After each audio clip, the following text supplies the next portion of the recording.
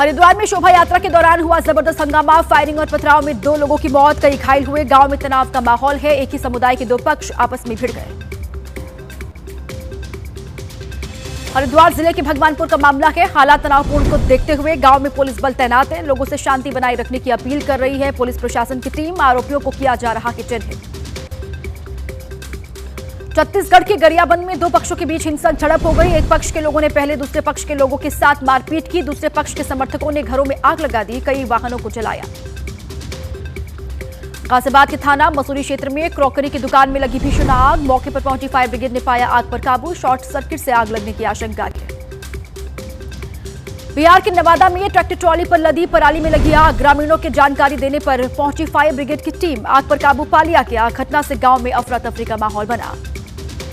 आंध्र प्रदेश के सीएम चंद्रबाबू नायडू पर अभद्र टिप्पणी करने का मामला, 14 दिन की न्यायिक हिरासत में भेजे वाईएसआर कांग्रेस के नेता ए रामबाबू, गुंटूर कोर्ट ने यह फैसला सुनाया।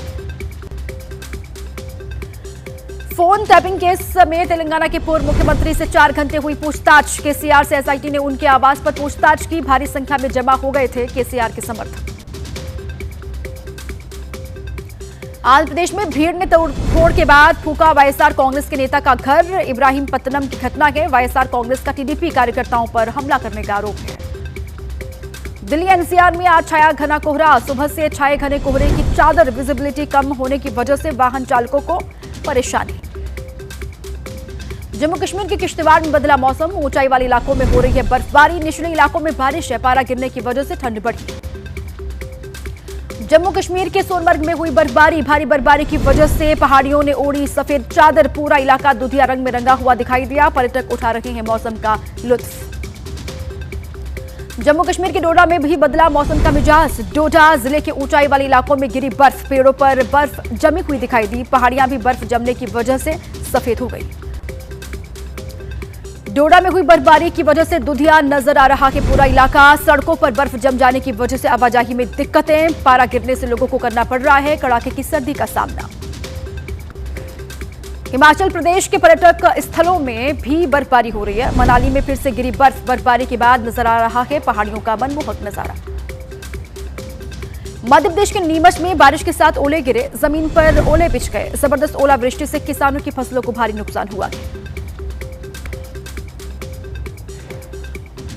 राष्ट्रपति के अभिभाषण पर धन्यवाद प्रस्ताव पर आज संसद में शुरू होगी चर्चा, लोकसभा में चर्चा के लिए 18 घंटे तो राज्यसभा में 16 घंटे का वक्त तय किया गया है। लोकसभा में दोपहर 12 बजे शुरू होगी चर्चा, बीजेपी की तरफ से सर्बानंद सोनोवाल करेंगे शुरुआत, विपक्ष से राहुल गांधी हो सकते हैं पहले वक्ता, पीएम मोदी 4 फरवरी को देंगे चर्चा का जवाब। राज्यसभा में दोपहर 2 बजे से चर्चा होगी, बीजेपी से सदानंद मास्टर करेंगे शुरुआत, विपक्ष की ओर से बोलेंगे खड़गे, दिग्विजय सिंह समेत कई नेता, पीएम मोदी 5 फरवरी को देंगे चर्चा का जवाब। बजट पर बोले कांग्रेस के वरिष्ठ नेता पी चिदम्बरम, आर्थिक राजनीतिक दूरदर्शिता की कसौटी पर खरा नहीं उतरता है ये बजट, कहा वित्त मंत्री ने बार बार तमिलनाडु को खारिज किया। कांग्रेस अध्यक्ष मल्लिकार्जुन खड़गे ने कहा मोदी सरकार के पास नए विचार खत्म हो गए हैं, बजट को बताया एससी, एसटी, ओबीसी, ईडब्ल्यूएस और अल्पसंख्यक विरोधी।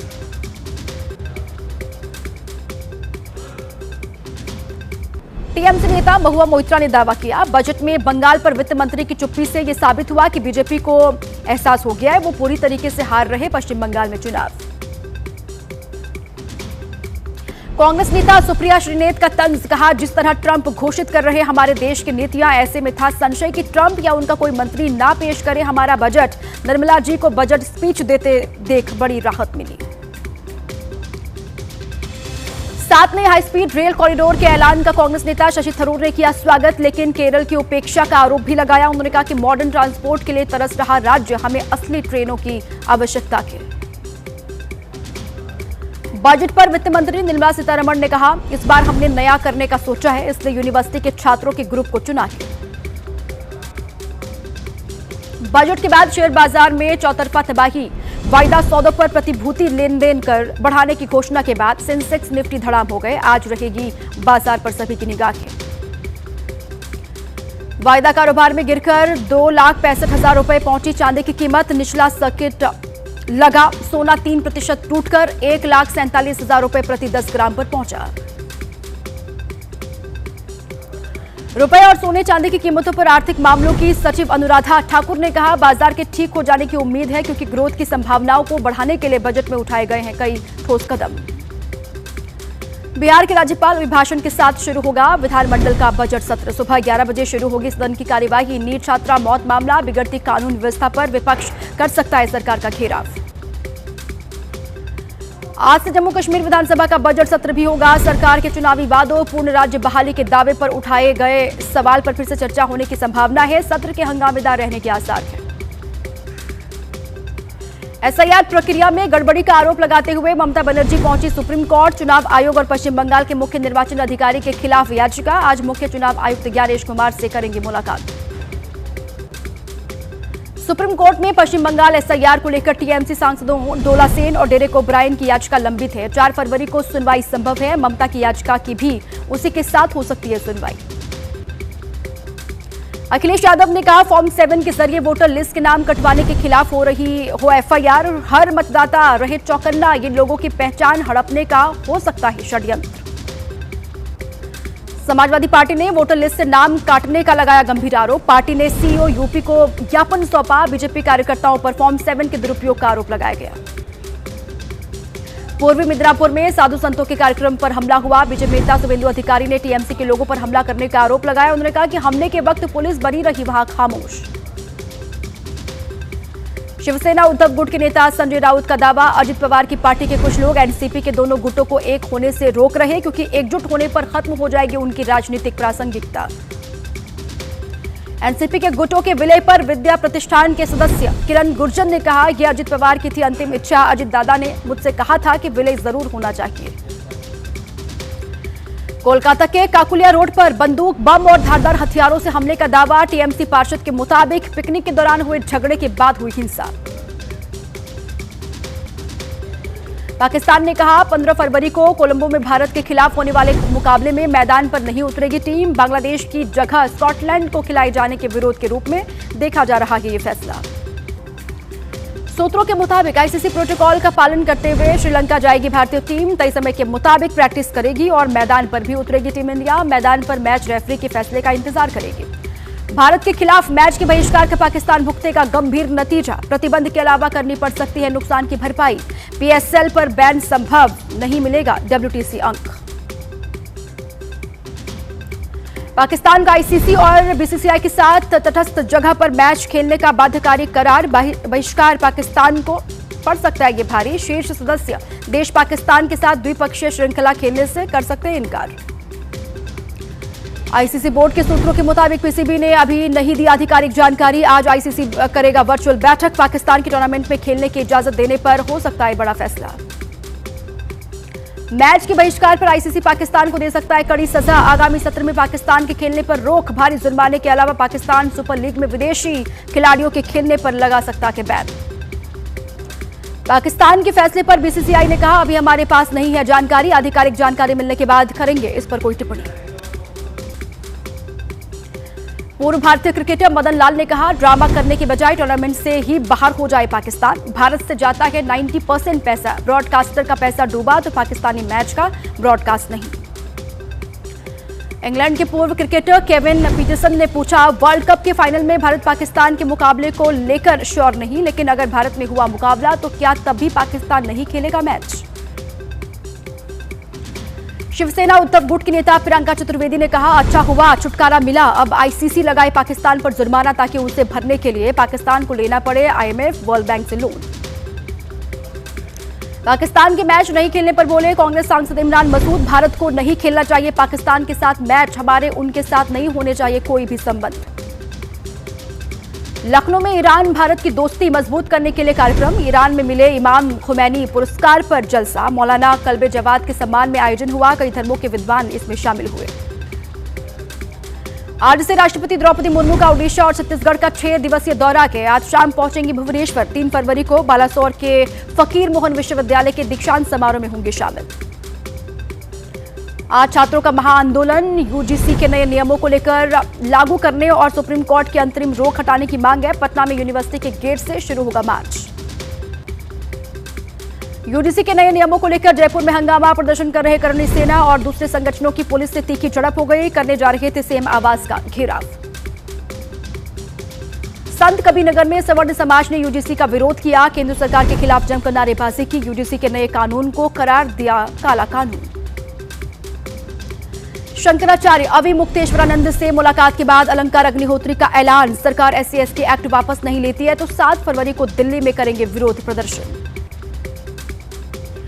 मुस्लिम व्यक्ति को हिंदुवादी संगठनों से बचाने वाले दीपक ने जान का खतरा बताया। उन्होंने कहा कि मिल रही हैं धमकियां। बजरंग दल के कार्यकर्ताओं ने किया था हंगामा। उनके जिम को भी बंद करवाया गया था। उत्तराखंड के दीपक को राहुल गांधी ने बताया भारत का हीरो। का संविधान और इंसानियत के लिए लड़ रहे हैं दीपक। नफरत, डर और अराजकता के माहौल में कोई भी देश नहीं बढ़ सकता के आगे। बीती 26 जनवरी को दीपक ने मुस्लिम दुकानदार की जान बचाई थी। जमीयत ने दीपक को सुरक्षा देने की मांग की। डीजीपी को पत्र लिखकर असामाजिक तत्वों पर सख्त कार्रवाई की अपील की। यूपी के मुख्यमंत्री की आज लखनऊ में प्रेस कॉन्फ्रेंस होने वाली है। केंद्रीय बजट में उत्तर प्रदेश से जुड़ी घोषणाओं पर मीडिया के साथ विस्तार से सीएम करेंगे चर्चा।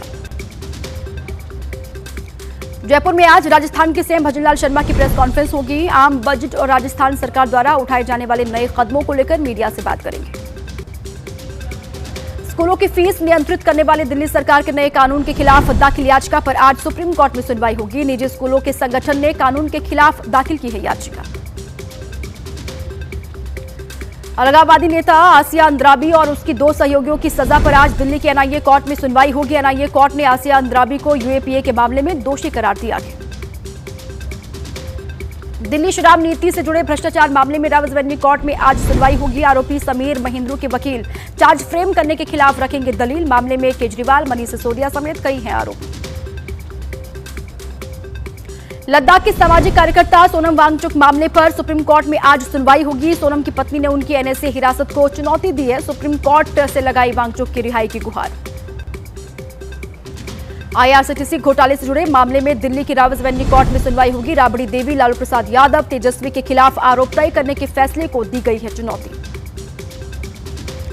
दिल्ली के जामा मस्जिद के पास मौजूद मीना बाजार व्यापार संगठन की याचिका पर दिल्ली हाईकोर्ट में आज सुनवाई होगी। पिछली सुनवाई में दिल्ली हाईकोर्ट ने MCD को जारी किया था नोटिस।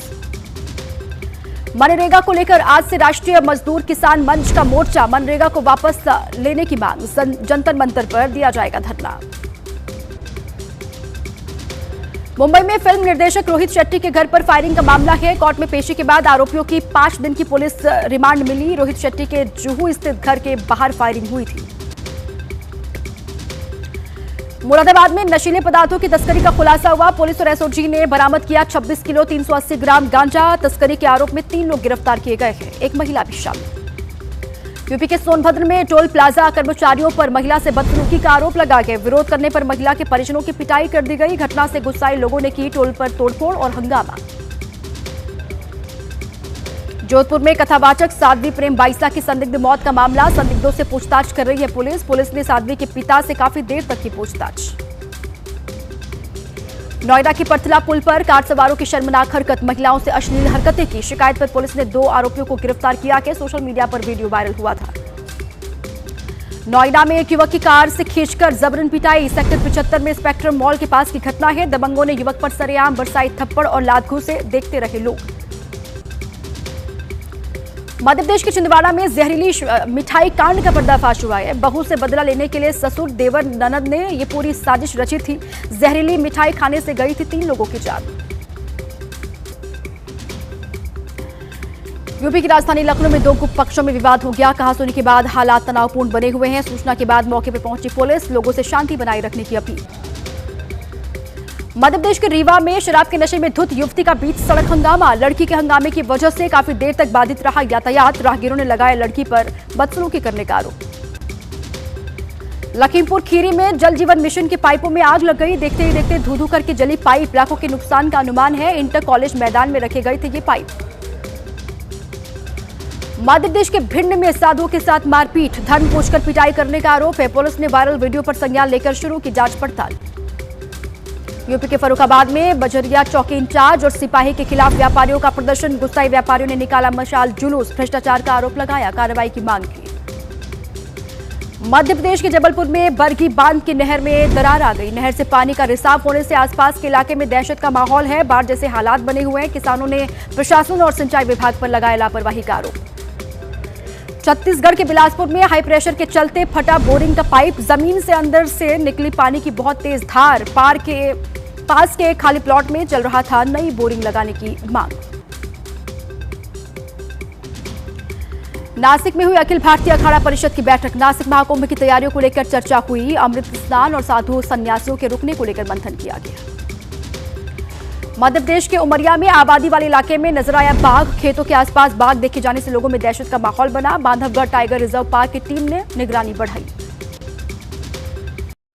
वीडियो को लाइक करें, चैनल को सब्सक्राइब करें और शेयर करें और डेली न्यूज़ के लिए बने रहें हमारे चैनल पर। धन्यवाद।